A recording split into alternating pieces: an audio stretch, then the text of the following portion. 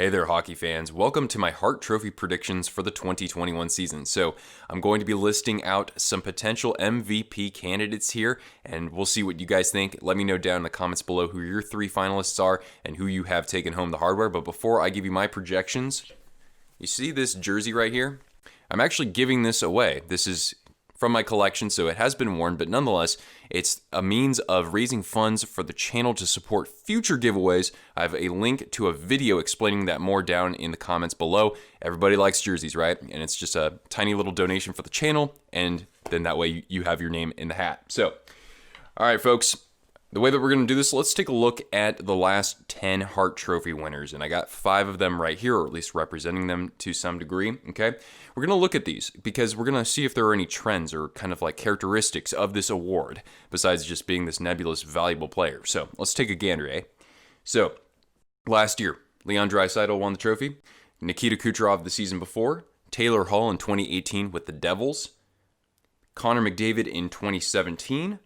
In 2016, it was Patrick Kane. In 2015, it was Carey Price.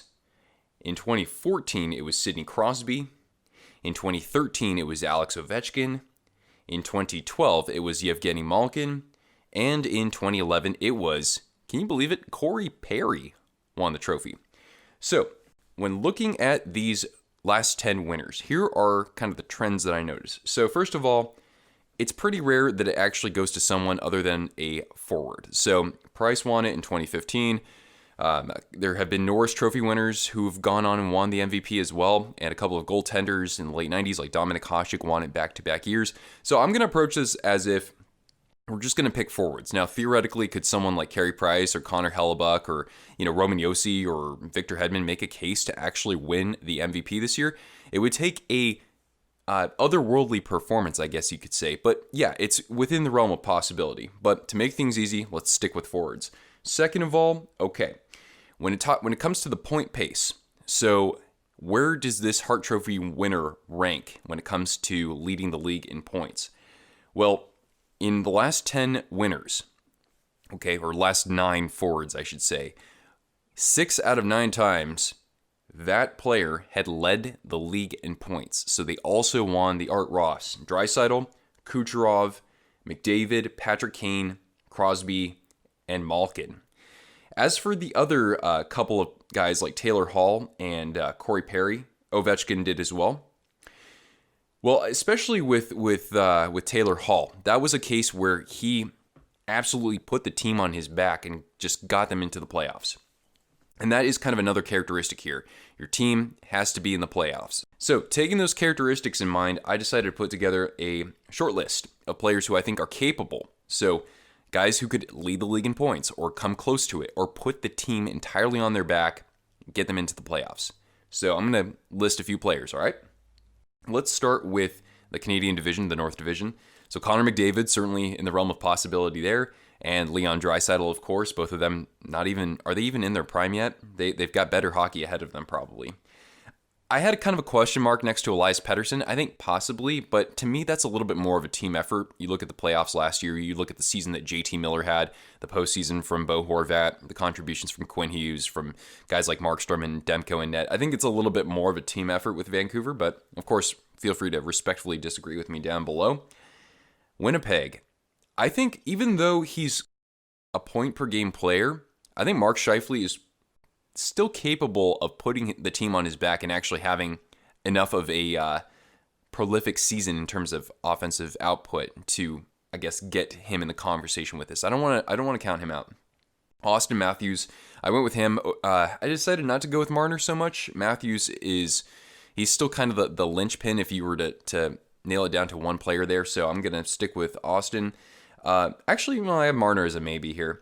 Boston's kind of interesting because Marchand, it looks like he's going to be okay for the start of the regular season, last thing I heard.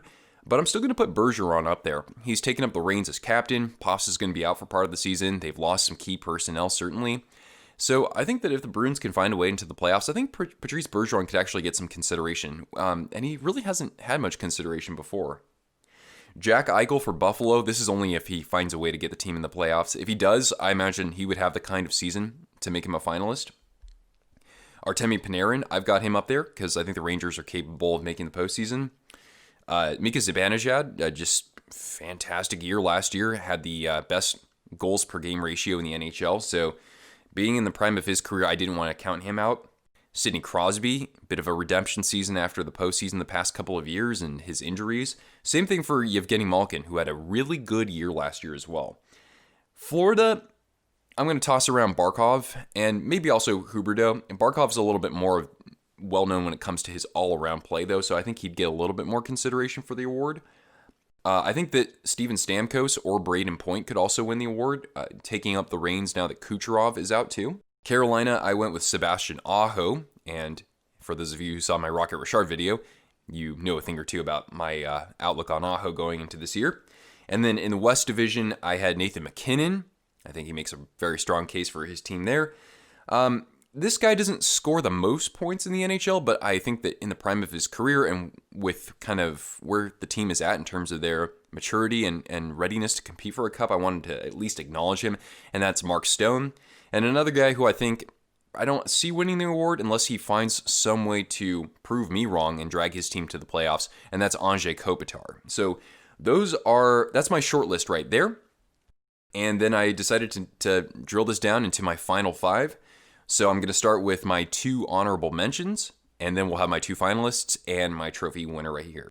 So number 5, I have Sidney Crosby. And yeah, I could probably sub Malkin in there too, just based on the season he had. But considering Crosby missed so much time last season, and the Penguins just bowed out really early on in the playoffs, and now that they're healthy, I think that Crosby, just never count him out. I don't care how competitive his division is. I don't care if, he is without Jake Gensel. I mean, Crosby always finds ways to do things, no matter what, that just wow us, right? So I can't count him out. I can't. At number 4, I have Sasha Barkhoff. So I think that Florida is kind of teetering on the verge of being a playoff team in that division. It will be tough. The Stars are in that division as well, the Predators, not to mention, I think the teams that are superior in the Lightning, the Hurricanes, and probably the Blue Jackets as well. So I think that Barkhoff is capable of putting the team on his back. He did that 2 years ago, and he obviously got consideration at least for the Selke there. So I think if he finds a way to do this, he could certainly find his way in the running as well.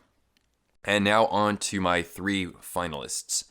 So number 3, I'm not 100% sure his team is going to make the playoffs. I got to put out my season predictions video, but how do you not put Conor McDavid up there? And I know I could have put Draisaitl up here as well, but I'm going to go with McDavid here because I don't think he's jealous of his teammate by any means. I think he's just motivated to go to a level he hasn't so far, and he missed a lot of time last year. At least for him, he did. So I'm going to put McDavid up there. I think the Oilers are more than capable of making the playoffs in that division, even though their goaltending isn't stellar. I think the rest of their team is pretty solid, and they were consistently the best Canadian team last year. So I'll go with McDavid as finalist number 1. Finalist number 2, he was a finalist this last year. I'll go with Artemi Panarin. I think that the Rangers' firepower has only gotten better. I know they lost Jesper Fast as more of a Swedish army knife, as I like to say. But nonetheless, they have Lafreniere now. They have Zibanejad. So the team is going to be threatening to score with just about any line that they put out there on the ice, any combination, and the power play, of course, too. Very good. So I want to make sure Breadman gets some consideration there. He's in the prime of his career. I'm excited to watch the Rangers quite a bit this year. And number 1, and I'm sure some of you already know about this, I've said this before, I think this guy's going to just run away with this trophy. Frankly, not necessarily the scoring title, but he's going to be right up there in the top 4, I think. Nathan McKinnon. Nathan McKinnon's going to be playing in the same division against all 3 California teams and against the Coyotes, who he tore up in the playoffs last year. I don't see why this guy doesn't compete for the Art Ross Trophy. He finished runner-up last year for the Hart without a full season of Landeskog and Rantanen. I think McKinnon's going to just crush the league for the most part. So, and of course, Colorado is going to get into the playoffs. Some really strange stuff would have to happen for them not to. Anyway, those are my predictions. But of course, feel free to respectfully disagree with me down in the comments below. So that's going to do it for this one, Twisters. The next video in this series is my overall season predictions. So make sure you don't miss that. Stick around. Make sure you hit the notification bell, that big red subscribe button down below if you haven't already, the thumbs up if you're having a good time with us, and I'll see you around for more coverage of all 31 NHL teams. Catch you later, beauties.